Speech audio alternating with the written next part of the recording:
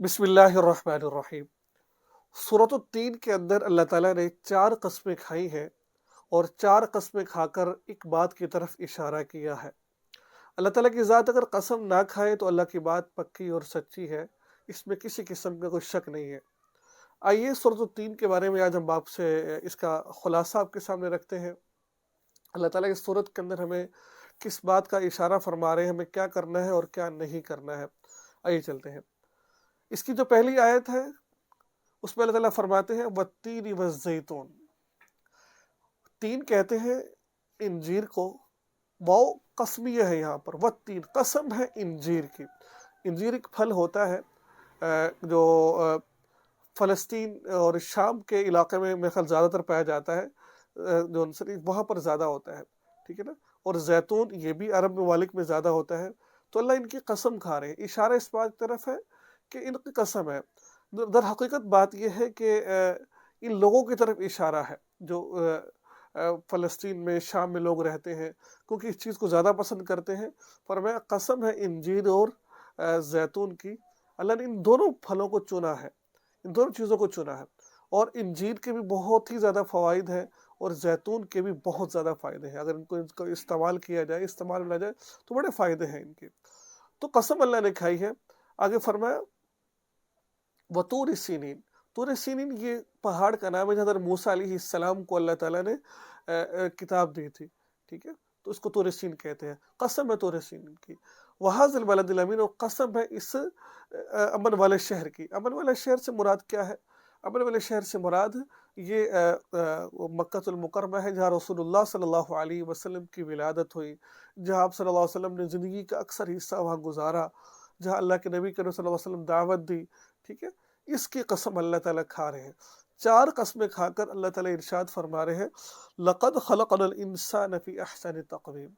اللہ فرماتے ہیں بے شک میں نے جو ان سے نا انسان کو خوبصورت ڈھال کر کے پیدا کیا، خوبصورت ڈھانچے میں پیدا کیا ہے۔ اب انسان تھوڑا سا غور کرے، اللہ تعالیٰ نے جو انسان کی آنکھیں بنائی ہیں، اگر آنکھوں کی جگہ کان لگا دی جائے تو انسان کتنا عجیب لگتا ہے، کانوں کی جگہ آنکھیں لگا دی جائے تو انسان کتنا عجیب لگے۔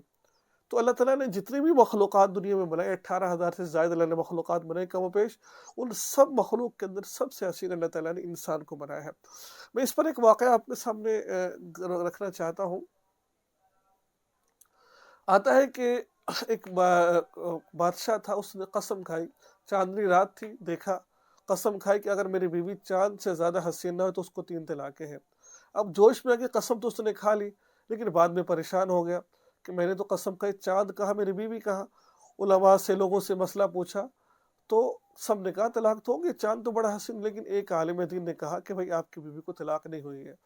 وجہ کیا ہے؟ وجہ یہ ہے کیونکہ اللہ تعالیٰ نے خود قرآن پاک میں 4 قسمیں کھا کر ارشاد فرمایا میں نے ہر چیز سے خوبصورت انسان کو بنایا ہے۔ تو چاند، سورج، ستارے، جو کچھ بھی ہے اللہ تعالیٰ نے ان سب سے حسین چاند کو بنایا ہے، تو لہٰذا آپ کی بیوی کو طلاق واقع نہیں ہوئی ہے۔ تو اتنا خوبصورت ڈھانچے میں اللہ نے انسان کو بنایا ہے۔ پھر آگے فرما دیا ثم رددناہ اسفل سافلین، پھر ہم اسے پستی والوں میں سب سے زیادہ نچلی حالت میں کر دیتے ہیں۔ دیکھیں اگر تو انسان بن کر چلتا ہے، بندے کا پتر بن کر چلتا ہے، تو اللہ تعالیٰ اس کا مقام اور درجہ بلند کر دیتے ہیں۔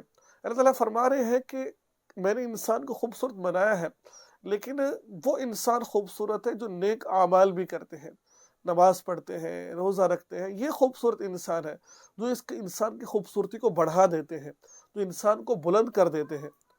فرمایا اگر انسان اللہ کو بھول جائے، دین کو بھول جائے، اسلام کو بھول جائے، اس کے بارے میں ہمارا دین کہتا ہے اولئک کالانعام بل هم اضل، بلکہ یہ چوپاہوں سے بھی زیادہ جو ان سے نا خطرناک آدمی ہے، یعنی کہ ان سے بھی زیادہ گرے ہوئے لوگ ہیں یہ۔ تو وہ کس کے لیے فرمایا؟ وہ بندہ ہے جو اللہ کو بھول چکا ہے، گناہوں میں زندگی گزار رہا ہے۔ تو انسان کی خوبصورتی زندگی کی اسلام کے ساتھ خاص ہے۔ آگے فرمایا ثم رددنا، یہ ہو گیا الا الذین آمنوا وعملوا الصالحات، مگر وہ لوگ جو ایمان لے کر آئے، وعملوا الصالحات، ایمان لانے کے کافی نہیں ہے، ایمان لانے کے بعد ان پر نیک اعمال بھی کرنے ہیں، اور انہیں نیک عمل کیے تو ان کو ایسا اجر ملے گا جو کبھی ختم نہیں ہوگا، ان کو ایسا اجر ملے گا جو کبھی ختم نہیں ہوگا۔ تو اللہ تعالیٰ نے یہ دیکھیں یہ رکھا ہوا ہے لوگوں کے لیے، ٹھیک ہے۔ تو اس لیے ہم انسان بن کر زندگی گزارے، نہ کہ ہم حیوان بن کر زندگی گزارے۔ اگلی آیت کو سن لیجئے، فَمَا يُكَذِّبُكَ بَعْدُ بِالدِّينِ، پھر اے انسان وہ کیا چیز ہے جو تجھے جزا اور سزا کو جھٹلانے پر آمادہ کر رہی ہے؟ کیا چیز ہے؟ اللہ تعالیٰ نے دیکھے ہمیں پتہ ہے ہم انسان ہیں، ہم نے مرنا ہے، آخرت میں جانا ہے، لیکن کچھ لوگ یہ کہتے ہیں کہ بھئی مر گئے تو کہاں جائیں گے، کیا ہوگا، کچھ بھی نہیں ہے دوبارہ، جیسے ہندوؤں کا عقیدہ ہے وہ یہ کہتے ہیں کہ مرنے کے بعد دوبارہ پھر جنم ہوگا۔ ایسا نہیں ہے، انسان مر جاتا ہے، مرنے کے بعد دوبارہ یہ مختصر زندگی، اصل زندگی آخرت کی، دوبارہ وہاں زندہ ہوگا، وہاں حساب کتاب ہوگا۔ اللہ فرماتا ہے تمہیں کس چیز نے آمادہ کیا ہے تو ان چیزوں کو جھٹلائے، جزا اور سزا کو؟ جزا اور سزا آئے گی، آخرت کا دن آئے گا، انصاف کا دن آئے گا، ٹھیک ہے، اس کا کوئی انکار نہیں کر سکتا۔ تمہاری انکار کرنے سے ایسا نہیں ہے کہ وہ نہیں آئے گا، اس نے پھر بھی آنا ہے۔ الیس اللہ باحکم الحاکمین، فرمایا کہ اللہ سارے حکمرانوں سے بڑھ کر حکمران نہیں ہے؟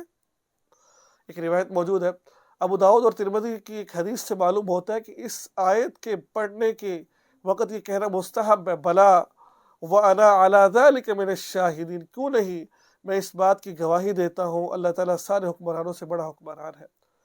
تو یہ تھی سورۃ التین کی مختصر تفسیر، میں نے جو آپ کے سامنے بیان کی ہے۔ آپ سے دعاؤں کی درخواست ہے، چینل کو سبسکرائب کر لیجیے اور اس ویڈیو کو آگے شیئر ضرور کیجیے۔ السلام علیکم ورحمۃ اللہ وبرکاتہ۔